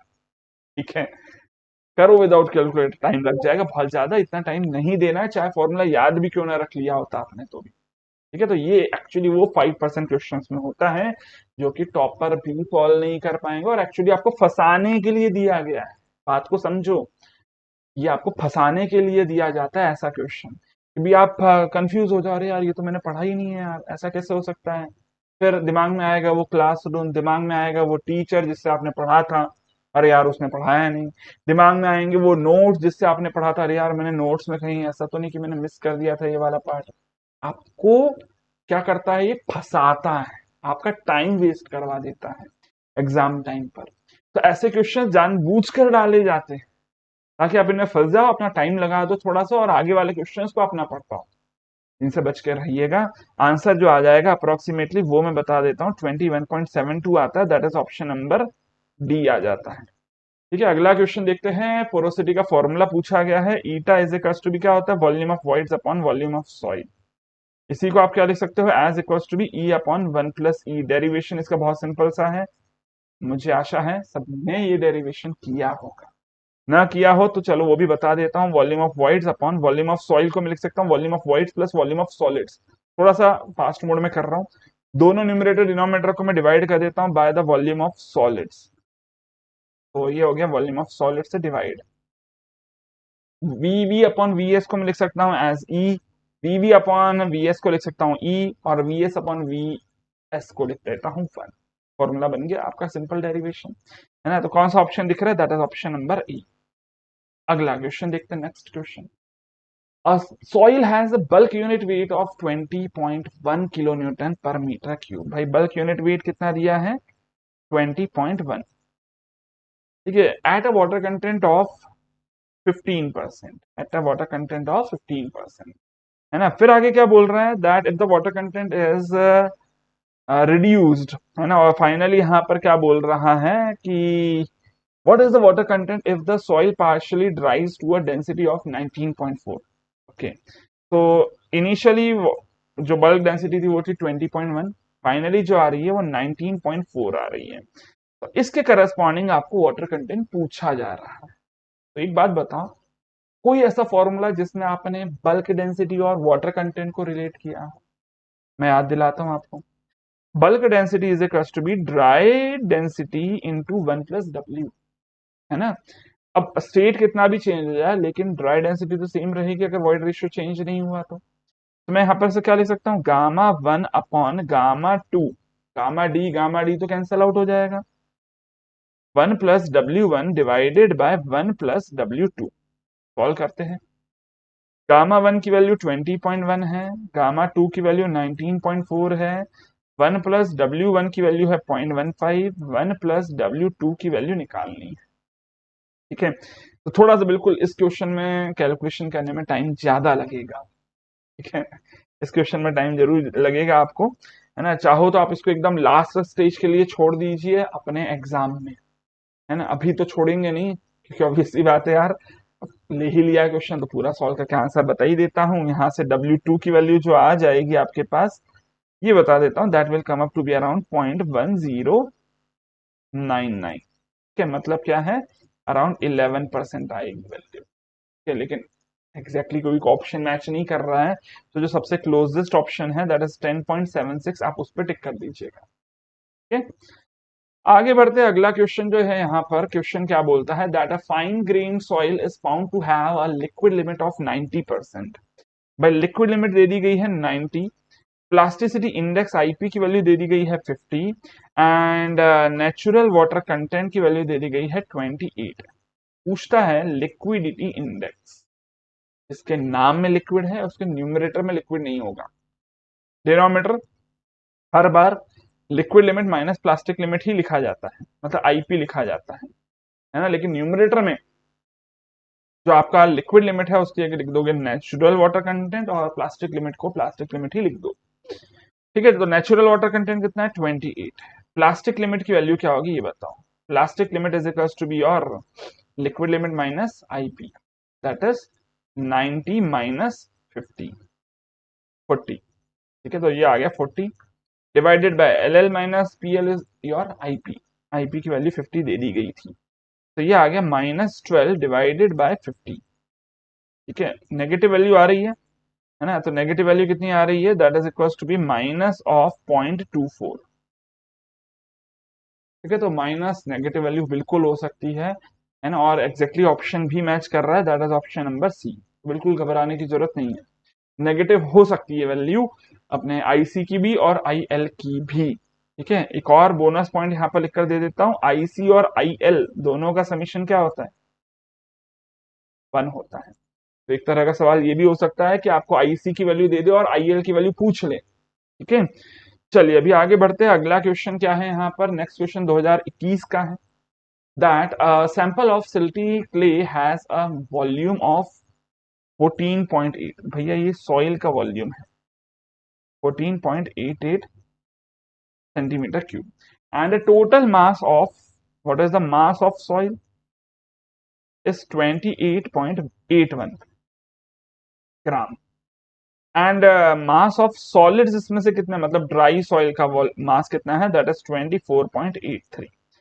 what is the density of solids, that is nothing but that is equals to be gs into rho w, that is 2.7 ग्राम पर cc, ठीक है। समझ में आ रही बात, पूछ क्या रहा है, वॉइड रेशियो। तो भैया वॉइड रेशियो होता क्या है, that is volume of voids upon volume of solids. क्या वॉल्यूम ऑफ सॉलिड्स निकाल लोगे आप, बोलो यस और नो। हाँ सर, वॉल्यूम ऑफ सॉलिड्स क्या आ जाएगा, mass of solids upon density of solids. Mass of solids is 24.83. Volume of solids is 2, sorry, density of solids is 2.87 gram per CC. मैं यूनिट्स लिख देता हूं ताकि आपको बातें समझ में आ पाए। ठीक है, तो ऑब्वियस सी बात है यार, देखो यहां से आपको ये वैल्यू मिल जाएगी, अराउंड 9 के आसपास वैल्यू आ जाएगी। ठीक है, 9.2 सेंटीमीटर क्यूब। ये आ गया वॉल्यूम ऑफ सॉलिड्स।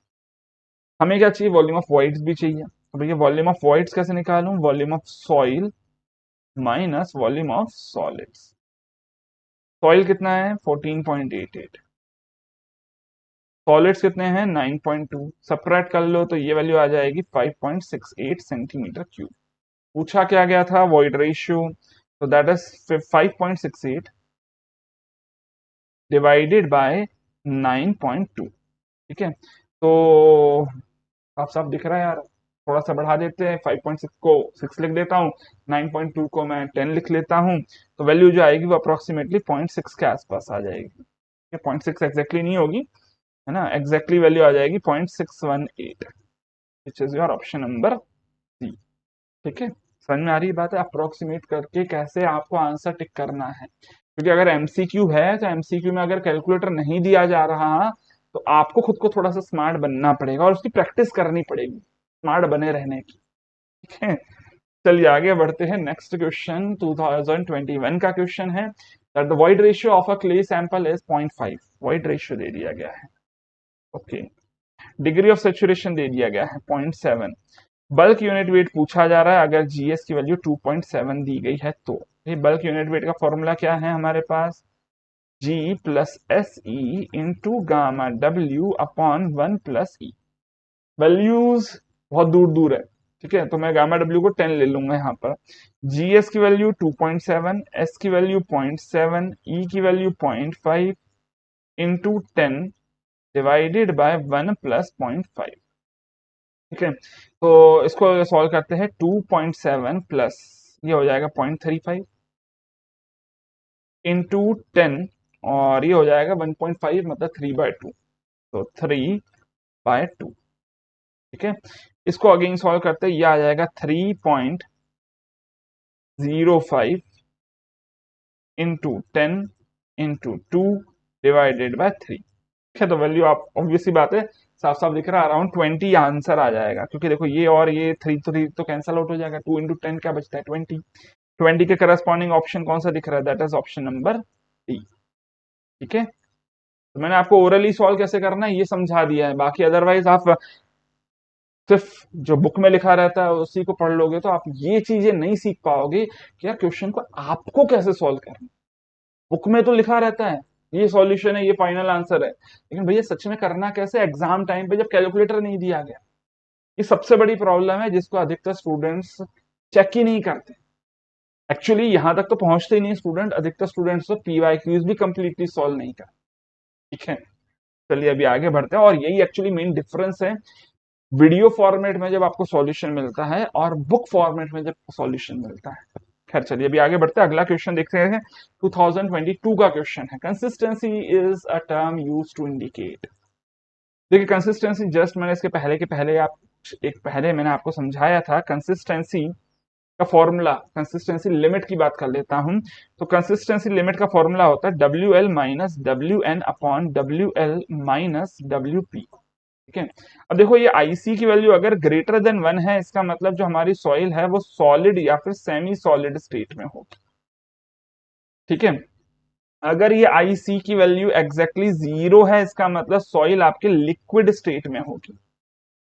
और IC की वैल्यू अगर 0 और 1 के बीच में है, इसके बीच में है 0 और 1 के बीच में, इसका मतलब सॉइल होगी आपके प्लास्टिक स्टेट में। एक्चुअली ये बताता है कि सॉइल कितनी ज्यादा स्टिफ है या फिर कितनी ज्यादा सॉफ्ट है। ठीक है, तो अगर ये इसके बारे में ही बता रहा है तो आंसर क्या आ जाएगा, that is degree of firmness, that is degree of firmness, that is option number B पे आप टिक कर दो। ठीक है। बाकी एग्जैक्टली आईसी का फॉर्मूला याद रख लो, और इसके अलावा आपको क्या याद रखना हो सकता है कि आप आईसी की वैल्यू के हिसाब से सॉइल के नाम क्या दिए जाते हैं, आप चाहो तो वो भी याद रख लो यार, ठीक है। तो तुम्हारे ऊपर है, बट हाँ उतना याद रखने की जरूरत नहीं थी। इस क्वेश्चन की बात करें तो काफी इजी था ये क्वेश्चन। अगला क्वेश्चन देखते हैं, नेक्स्ट क्वेश्चन क्या बोलता है। अगेन बहुत ही सिंपल सा क्वेश्चन है 2022 का, that which of the following is a method of wet mechanical analysis of a fine grained soil। देखो पार्टिकल साइज एनालिसिस आपने सबने पढ़ा है ना, लेकिन अधिकतर स्टूडेंट जो पार्टिकल साइज या फिर पार्टिकल डिस्ट्रीब्यूशन स्टडी करते हैं ना, उसमें वो सिर्फ और सिर्फ सीव एनालिसिस ही पढ़ते हैं, बट ऐसा नहीं है। तो पार्टिकल साइज का एनालिसिस है, अगर हम कोर्स ग्रेन की बात करते हैं और अगर मैं फाइन ग्रेन की बात करता हूं, तो कोर्स ग्रेन में आप यूज करते हो सीव एनालिसिस। क्या यूज करते हो? सीव एनालिसिस। और फाइन ग्रेन्ड अगर सॉइल है तो उसके लिए आप यूज करते हो सेडिमेंटेशन एनालिसिस।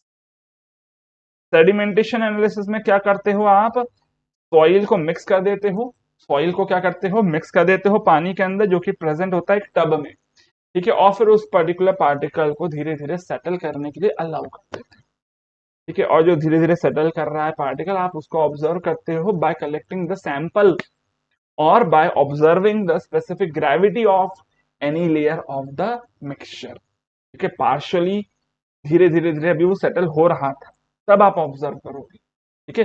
पिपेट मेथड हो जाए या फिर आपका हाइड्रोमीटर मेथड हो जाए, तो उसमें आप कंप्लीट सेडिमेंटेशन तक वेट नहीं करते। आप क्या करते हो? जब पार्शियली थोड़ा बहुत वहां पर सेडिमेंटेशन हुआ होता है, तभी आप ऑब्जर्वेशन लेना शुरू कर देते हो, और एक्चुअली ये देखने को भी मिल जाएगा आपको कहाँ, कौन से ऑप्शन में? That is given in your option number A, ठीक है। तो यहाँ पर आप किस पे टिक कर दोगे? ऑप्शन नंबर ए पर टिक कर दोगे, दैट इज पार्शियल सेडिमेंटेशन। अगला क्वेश्चन देखते हैं, 2022 का क्वेश्चन है। अगेन बड़ा सा न्यूमेरिकल दिख रहा है, बट न्यूमेरिकल में पिक्नोमीटर लिखा हुआ है, तो पिक्नोमीटर का फॉर्मूला अधिकतर स्टूडेंट्स को याद होना चाहिए। डेरिवेशन ऑब्वियस सी बात है, मैं अभी नहीं करवाऊंगा, हम फॉर्मूले को डायरेक्टली यूज करेंगे पिक्नोमीटर के। क्या बोलता है? An oven dried soil has a mass of 200 gram is placed in a picnometer which is then completely filled with water। भैया ये बताओ, what is the mass of solid, mass of soil, या फिर solids भी बोल सकता हूँ क्योंकि वो ड्राई सॉइल है। दैट इज गिवन एज 200 ग्राम, ठीक है, ठीक है। इसके अलावा फिर आगे क्या बोल रहा है? That the total mass of pycnometer with water and soil inside is 1605। अब देखो, अगर मैं आपको यहाँ पर याद दिलाऊं, है ना, तो हम यहाँ पर खाली पिक्नोमीटर का वेट लेते हैं W1, फिर इसके अंदर भरते हैं हमारी सॉइल, सॉइल भरी हुई है, let us suppose these are the solids, ठीक है। फिर उसके बाद इसको पूरा के पूरा तरह से पानी से भर दिया जाता है, तब जो यहाँ पर हमारा वेट आता है उसको W3 बोला जाता है, ऊपर तक पानी भरा है। और चौथा स्टेट होता है जिसमें हम पूरे के पूरे में ही सिर्फ पानी पानी ही भर देते हैं, तो उसको W4 बोला जाता है, ठीक है। लेकिन अगर मैं यहाँ पर ही बात करता हूं, फॉर्मूला पूछ क्या रहा है? स्पेसिफिक ग्रेविटी ऑफ सॉलिड्स पूछ रहा है, तो जी का फॉर्मूला क्या होता है? W2 minus W1 divided by W4 minus W3 plus W2 minus W1, ठीक है। अब देखो, W2 और W1 अलग अलग नहीं दिए, W2 और W1 में जो डिफरेंस है वो सिर्फ और सिर्फ मास ऑफ सॉलिड्स का है, मास ऑफ सॉइल का है ना। तो हमें यहां से हम लोग लिख सकते हैं that this is the weight of dry soil upon W4 minus W3 plus dry soil का वेट, ठीक है। तो देखो, ये है हमारे पास ड्राई सॉइल का वेट, वेट बोल दो, मास बोल दो, ठीक है। बट फिर आगे क्वेश्चन में क्या बोल रहा है? 1605, दैट इज कौन सा वाला स्टेट है ये? पानी और सॉइल भरा हुआ, मतलब ये W3 है, तो W3 की वैल्यू दे दी गई है 1605 ग्राम। फिर आगे देखो क्या लिखा है कि the pycnometer field with water, मतलब ये क्या? That is W4, that is 1480, ठीक है। समझ में आ रही बात? तो सॉल्व किया जाए, सॉल्व किया जाए इसको, तो क्या आ जाएगा? देखो जरा, 200 डिवाइडेड बाय क्या लिख दूं आगे? W4 इज 1480 माइनस 1608 प्लस 200, तो ये क्या आ जाएगा 200 डिवाइडेड बाय, ये क्या बन जाएगा सर, यहाँ से 92 और 120 और, ठीक है ना। तो ये पहुंच गए हम लोग, अच्छा 90 यहाँ से 108 और 20, 128 माइनस में प्लस 200, तो दैट इज 200 डिवाइडेड बाय, ये हो गया 82, ठीक है। 82 को मैं यहाँ पर 40 से कर देता हूँ, तो ये क्या आ जाएगा 5 डिवाइडेड बाय 2, अप्रोक्सीमेट बात कर रहा हूँ, है ना। तो ये आ जाएगा अराउंड 2.5 के आसपास, 0.5 के आसपास, लेकिन थोड़ा सा 2.5 से ज्यादा ही होगा। तो 2.5 से थोड़ा सा ज्यादा, that is your 2.67, option number C. बाकी एग्जैक्टली कैलकुलेटर तो यूज किया जा सकता है, लेकिन एग्जाम में क्या करना है आपको यही समझा रहा हूं। आगे बढ़ते हैं, अगला क्वेश्चन जो है यहाँ पर 2022 का क्वेश्चन है, that the porosity is equal to be 40% दे दिया गया है, स्पेसिफिक ग्रेविटी आपको दिया है 2.7 और पूछ रहा है वॉइड रेशियो। भैया ये जो हमारा स्पेसिफिक ग्रेविटी है ना, इसकी जरूरत नहीं है, इसकी जरूरत है ही नहीं। डायरेक्टली वैल्यू पुट करो 40 डिवाइडेड बाय या फिर 0.4 divided by 1 minus 0.4, so that will be equals to be 0.4 divided by 0.6, that is equals to be your 0.667, that is option number 2/3 answer आ जाएगा। ओरली भी कर सकते थे अधिकतर स्टूडेंट्स। अगला क्वेश्चन देखते हैं क्या बोलता है, 2022 का है, large part of northern India lying north of Vindhya Satpura range in the Indo Gangetic and Brahmaputra flood plains. अब ध्यान दीजिएगा, बड़ा शानदार ट्रिकी क्वेश्चन है, आपको जरूरी नहीं है इंडिया के मैप में सॉइल का मैप पढ़ा हो आपने, लेकिन अगर आपने ये एरिया भी देख लिया तो ये एरिया क्या है, फ्लड प्लेन्स है, मतलब नियर रिवर्स है। अब नियर रिवर कौन सी सॉइल होगी, that will be the soil transported by river. कौन सी सॉइल होगी यहाँ पर, सॉइल ट्रांसपोर्टेड बाय रिवर, और ऐसी सॉइल जो कि रिवर के कारण ट्रांसपोर्ट होती है उसको क्या बोलते हो आप, एलुवियल सॉइल बोलते हैं। ठीक है, तो अलग अलग तरह की सॉइल है, उनके नाम के बारे में, सबके बारे में तो मैं नहीं बता रहा हूँ, बट अभी फिलहाल जो आपको फ्लड प्लेन बोल दिया गया है उससे आंसर क्या निकलता है, that is alluvial soil which is given in your option number C. तो ये क्वेश्चन थोड़ा सा ट्रिकी था, या तो आप पूरा का पूरा सॉइल में पढ़ ले, भाई वो पॉसिबल नहीं यार, इंजीनियरिंग कर रहे हैं, ऑलरेडी इतनी सारी चीजें हैं, आप ये बोल रहे हो कि सॉइल में पढ़ लो, है ना। थोड़ा सा दिमाग, स्मार्टनेस अपनी अप्लाई करो। हो सभी स्मार्ट मुझे पता है ना, कोई भी ऐसा नहीं कि जो स्मार्ट नहीं है, लेकिन ये स्मार्टनेस को यूज तो करो। शायद अभी एकदम से दिमाग में क्लिक नहीं कर रहा होगा खुद से क्वेश्चंस पढ़कर, लेकिन अभी समझ में तो आ रहा है कि यार फ्लड प्लेन का मतलब क्या होता है, पता सब कुछ है आप, है ना। चलिए अगला क्वेश्चन 2023 में पूछा गया था, that which of the following is not correct, कौन सा सही नहीं है। पहला, the porosity of a rock depends upon the size and shape of the rock grains. देखो भैया पोरोसिटी होता क्या है, volume of voids upon volume of soil. Voids बहुत सारे फैक्टर्स पे डिपेंड करेगा, साइज ऑफ पार्टिकल्स पे डिपेंड करता है, अरेंजमेंट ऑफ पार्टिकल्स पे डिपेंड करता है, ठीक है ना। बट यहाँ पर देखो क्या बोल रहा है, shape of particle and size पे डिपेंड करता है, बिल्कुल यार डिपेंड करता है, तो ये तो एकदम सही है। सेकंड स्टेटमेंट देखो क्या बोलता है, specific gravity is useful for the calculation of rock overburden stress. अब देखो ओवरबर्डन स्ट्रेस क्या होता है, कि ऊपर जो प्रेजेंट सॉइल है उसका वेट कितना है, weight of overlying soil, overlying soil divided by area, यही होता है ना। ओवर बर्डन मतलब ऊपर रखा हुआ जो भी पर्टिकुलर बर्डन है, मतलब सेल्फ वेट ऑफ सॉइल, वही होता है। अगर मैं वेट की बात कर रहा हूं तो ऑब्वियस सी बात है गामा ऑफ सॉइल पे डिपेंड करेगा, है ना। अब गामा ऑफ सॉइल का फॉर्मूला आपके पास क्या है, that is G plus S E into gamma W. तो क्या इसमें जी आ रहा है, बिल्कुल आ रहा है, तो ये भी सही है ना, स्पेसिफिक ग्रेविटी मतलब जी होता है। थर्ड देखते क्या बोलता है, that porosity does not depend upon the rock mechanical process. यार मैकेनिकल प्रोसेसेस का मतलब क्या है, वेदरिंग, आया ना। मैकेनिकल प्रोसेसेस का मतलब क्या है, वेदरिंग, वो प्रोसेस जिसमें बड़ा पार्टिकल छोटे छोटे पार्टिकल्स में टूटा है, फिजिकल हो, केमिकल हो, कैसा भी वेदरिंग प्रोसेस हो सकता है। अब ये जो मैकेनिकल प्रोसेस की बात कर रही जा रही है, वो कितना ज्यादा स्ट्रॉन्ग इफेक्ट प्रोड्यूस कर रहा था, इसी के हिसाब से तो पार्टिकल डिवाइड होगा छोटे छोटे पार्टिकल्स में, है ना। तो जितना साइज ऑफ पार्टिकल छोटा होगा उसके हिसाब से पोरोसिटी भी चेंज होती है। ये बोल देना कि ये डिपेंड नहीं करता, ये तो गलत हो गया ना। बिल्कुल सर, वेदरिंग पे डिपेंड करता है पार्टिकल साइज। अच्छा चलिए आगे बढ़ते हैं। The porosity of spherical rock grains is high in case of cubic packing. देखो अगर आप लोगों ने पढ़ा हो मैक्सिमम वॉइड रेशियो वाला पार्ट, मैक्सिमम वॉइड रेशियो कहाँ मिलता है? Spherical particles with 90 degree packing.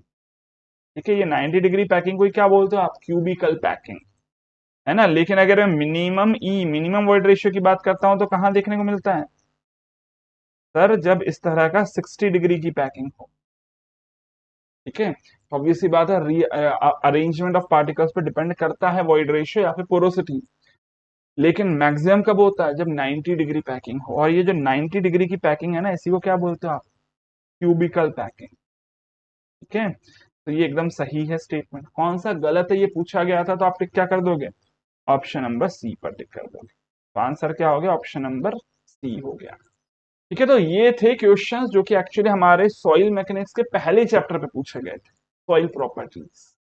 I hope शायद सारे क्वेश्चन समझ में आए होंगे, और ये जो प्रीवियस ईयर क्वेश्चंस का सॉल्यूशन के सेशन से ये आपका कॉन्फिडेंस बूस्ट कर रहा होगा, है ना। ये समझा रहा होगा that what is the pattern of questions जो कि आपको एग्जाम्स में पूछे जा सकते हैं, किस तरह से इन क्वेश्चंस को सॉल्व करना है, यही सारी बातें सीखनी है ना। अगर क्वेश्चंस नहीं बन रहे तो आपको एकदम अपना कॉन्फिडेंस डाउन नहीं करना, क्योंकि ये बात समझो, आप क्वेश्चंस की प्रैक्टिस कर रहे हो। प्रैक्टिस करने का मतलब आप सीख रहे हो अभी, एग्जाम तो बाद में होगी, है ना। तो अभी इन सेशंस को बीच में मत छोड़ो। चाहे क्वेश्चंस नहीं बन रहे हैं, आधे बनते आधे नहीं बनते हैं सर, हम आपकी स्पीड के हिसाब से क्वेश्चन सॉल्व नहीं कर पाते हैं, विदाउट कैलकुलेटर क्वेश्चन सॉल्व नहीं कर पा रहे हैं, कोई दिक्कत नहीं है। You are still in the learning process, ये बात को समझो। एग्जाम अभी हुई नहीं है, आप अभी एग्जाम में नहीं बैठे हो, क्वेश्चंस की प्रैक्टिस कर रहे हो, सीखने के लिए बैठे। ठीक है, तो कुछ ना बने, धीरे धीरे बने, चलेगा, सीखते चलो। ठीक है, चलिए अभी फिलहाल इस सेशन को एंड करता हूं, मिलते हैं अगले सेशन में इसी तरह से कुछ और नए क्वेश्चंस और कंसेप्ट के साथ। तब तक लगातार पढ़ते रहे, बढ़ते रहे। Happy engineering.